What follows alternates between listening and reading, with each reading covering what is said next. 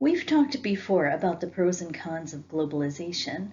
On the plus side, consumers have more choices than ever before and overall costs are lower.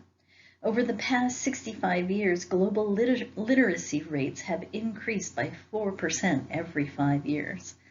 Poverty reduction is often hailed as one of the great positives of globalization, and the number of people living in abject poverty, which is defined as less than $2 a day, has decreased significantly. Global life expectancy is also up by 10 years in the last 40 years. So these pluses, though, are mainly focused on people. But on the downside, the biggest con is usually really the environment that has paid the price.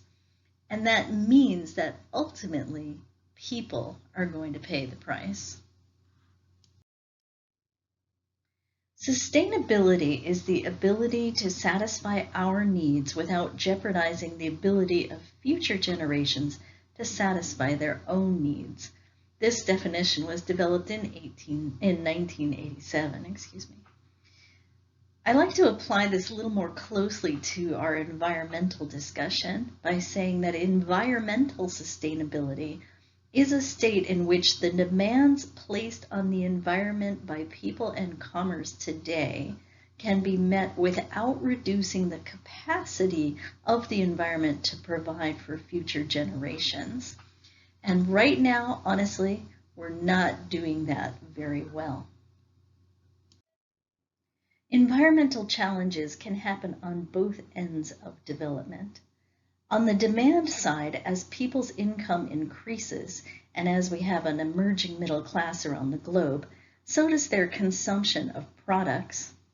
People begin eating more beef, and in places like China, we're seeing a huge increase in dairy consumption. Cattle for dairy and beef cattle and dairy cows are huge emitters of methane. The demand for cars also increases, and cars pollute not only in the creation of the car, but in their use of the car as transportation. Demand for power increases, which increases our high emissions power generation. Our carbon footprint increases as people buy larger homes and travel more for vacation, and just basically accumulate more stuff and consume more. On the production side, we use more natural resources, and demand for electricity drives high emission power generation. Transportation of goods around the globe is easier and cheaper than ever, and this all drives environmental degradation. On the industrialization side, as you can see in our picture on the left, as countries industrialize, they create more pollution. Why should you care about global warming? I'm sure you've all been beaten over the head with the doom and gloom of why you should care about global warming, so I'm just going to spend the one slide on it. But these are important issues. So the potential impact on food security is really big, and food security, as we've even seen in the latest pandemic, food security can be a big issue. The population of the globe is increasing, but agriculture is going to take a beating because of climate change. Through desertification, farmland is being lost, while environments that were good for growing certain crops are moving north. And yes, while it might seem like a good thing that Germany can now make red wine, which requires a hotter climate to grow the grapes than white wine, this really isn't a good thing. You might just assume that we'll grow our wheat in Greenland or our corn in the Yukon, but honestly, that's not going to work the way we think it's going to. These places don't have the accumulation of good soil needed to grow the number of crops and the yields that will be necessary to feed our growing population. Tropical diseases moving north is a scary one, especially as we're experiencing this pandemic right now. We can certainly look forward to more pandemics. We can look forward to more mosquito-borne illnesses, and they will be moving north. Things like dengue fever, Zika virus, malaria, all of those other things have been kept out of the global north by our cold winters. But as our winters get warmer, mosquitoes are beginning to move north. The US, Europe, and China are the countries most at risk as these diseases move from the global north to the global south. Sea level rise honestly should have us all worried, and it's happening faster than we thought it ever would. When the Paris Accord was signed, and we'll talk more about the Paris Accord later, it was signed in 2015.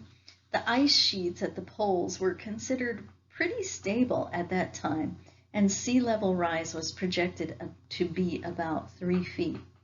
We now know that the ice sheets are melting much faster than we thought because global warming, the warming is not consistent around the globe, and while our part of the globe might only warm 1 or 2 degrees, over the pole it might be warming 4 or 5 times faster.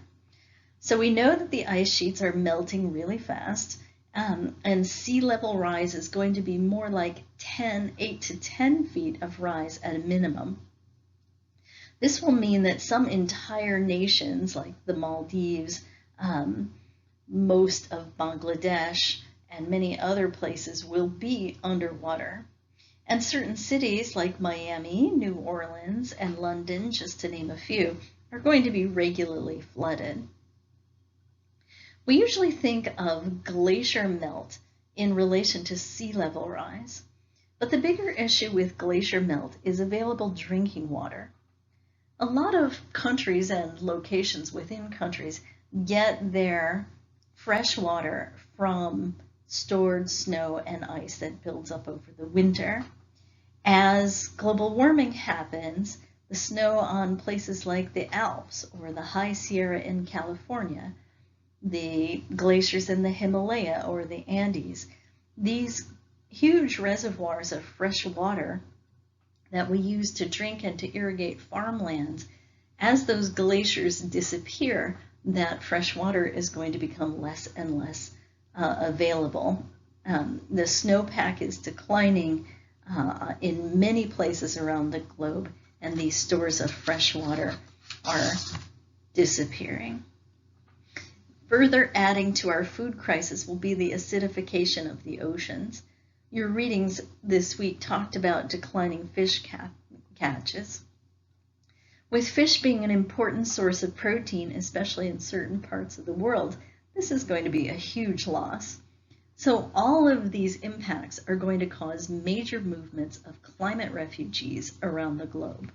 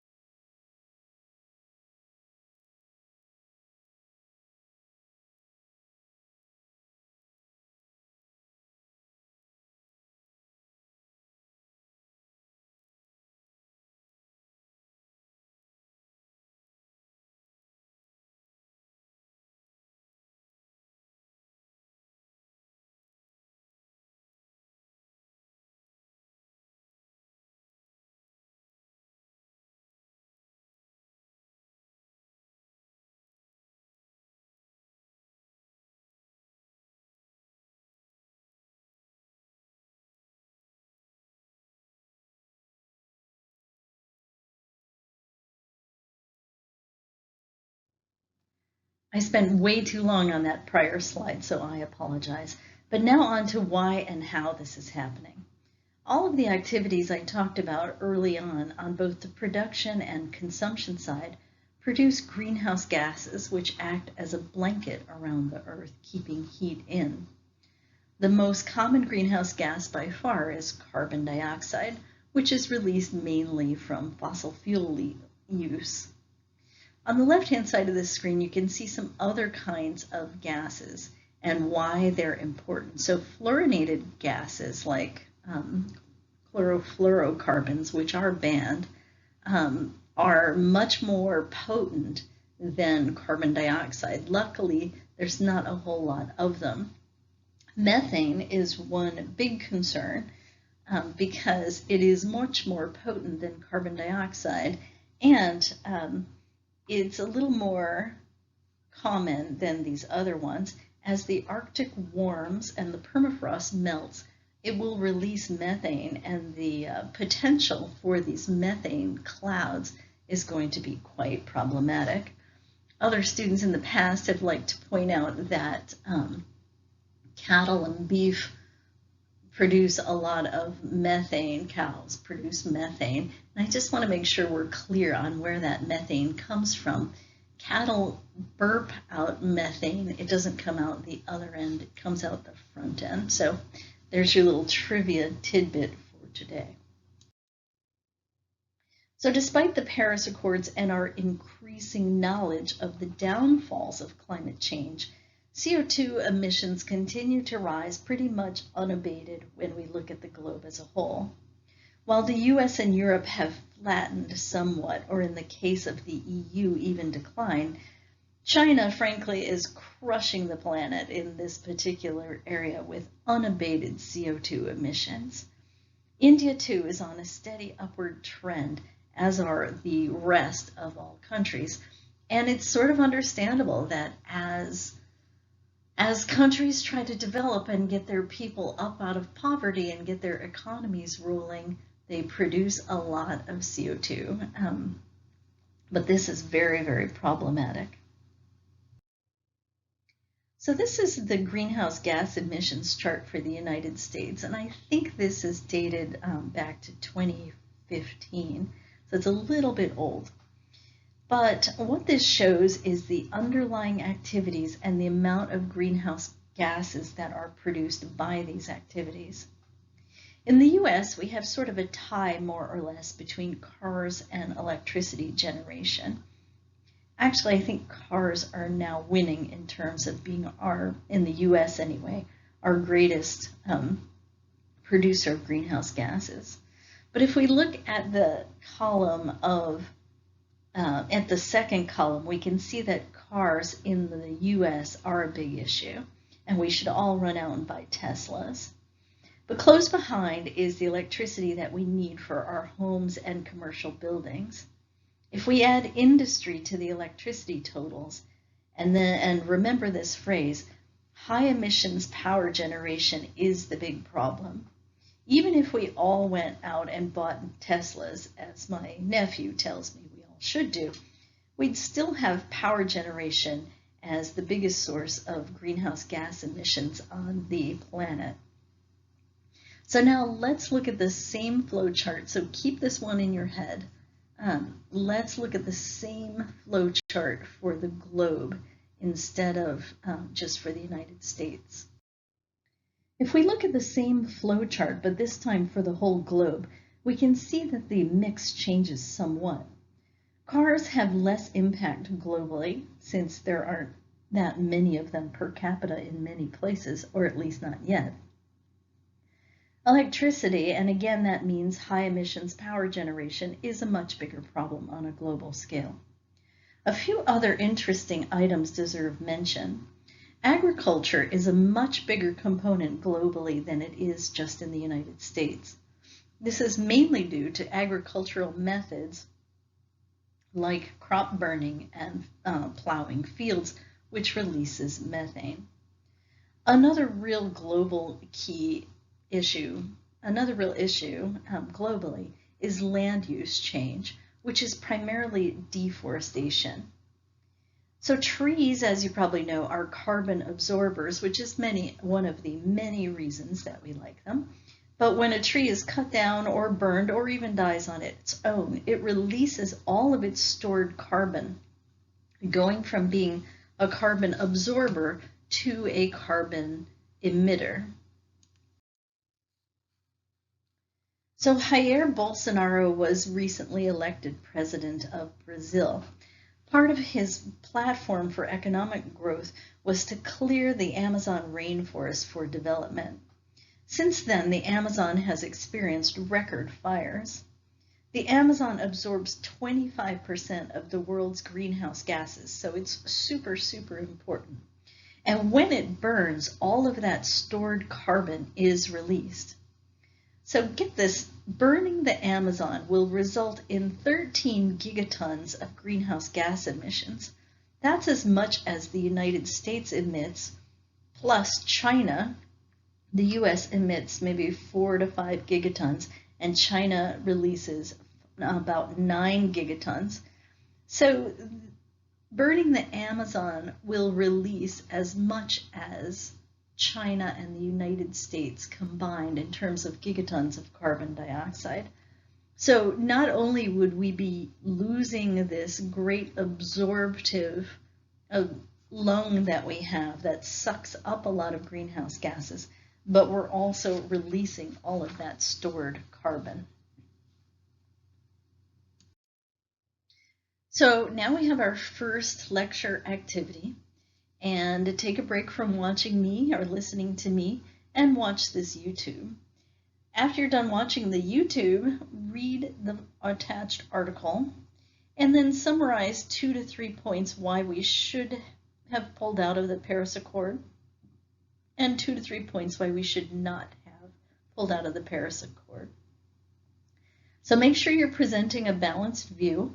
I'm including both of these because honestly, the video, it has some great information, but it also projects a little bit of a political viewpoint toward the end of the video. So I thought to balance that out, I would provide you with another political viewpoint on the Paris Accords. In the video you just watched, the narrator indicated that the US was on target to meet its Paris goals. But that is no longer the case, so I wanted to throw in this slide to show you that we are truly no longer on track. Okay? 2019 and 2020 have continued to well exceed our targets. We, and the world in general, we are not alone in this, are no longer on track to meet the Paris goals, which are, most scientists agree, the minimum targets we should be shooting for. As you can see by comparing these charts, the Paris Agreement goals, which are here on the right, weren't really all that much different than the trajectory we were already on. The third chart shows what we need to do to stay under the 2 degrees Celsius target. This is a minimum target that scientists feel will avoid true calamity. As you can see by the chart, we need a dramatic reduction in emissions, and we need it to start happening right now. Of course, you could argue that because of the coronavirus, this is happening right now. But let me make 2 interesting points about that. First, this will most likely be just a blip on the map, much like it will be a blip in the population pyramid. Although skies have cleared over China, and emissions are down globally, that is not going to last. And second, the irony of clearer air over China is that it's actually making China hotter. China's usual blanket of pollution actually keeps out some of the sun's rays, acting as kind of a smog umbrella for many Chinese cities. So kind of interesting to see what's going to happen there. Okay, here's your next lecture activity. Just answer this easy multiple choice question.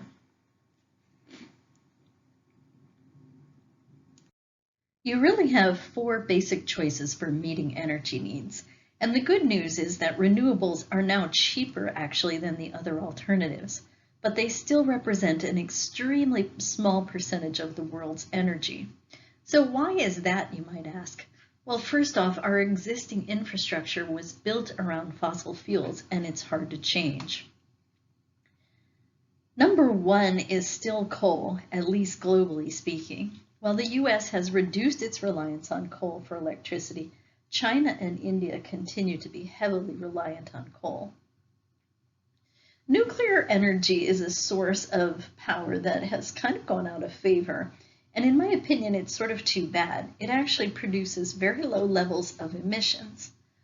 Of course, the risk of catastrophe if a problem does occur is something that countries just can't seem to get comfortable with. We think of accidents like Chernobyl and Fukushima.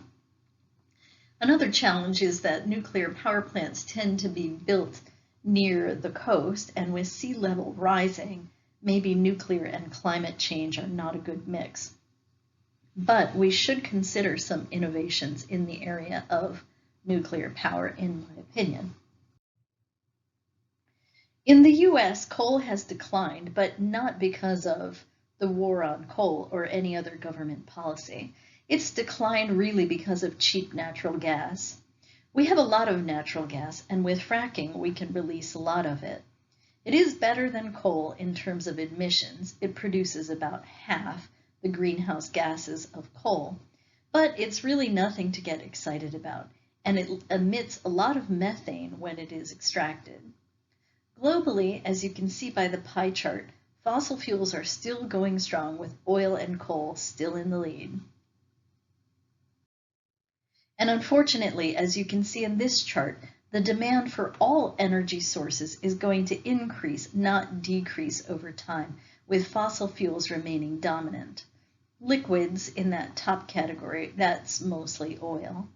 So even though renewables do increase as a percentage of the mix, demand for energy overall will continue to rise as more countries, especially population centers like India and China, continue to develop.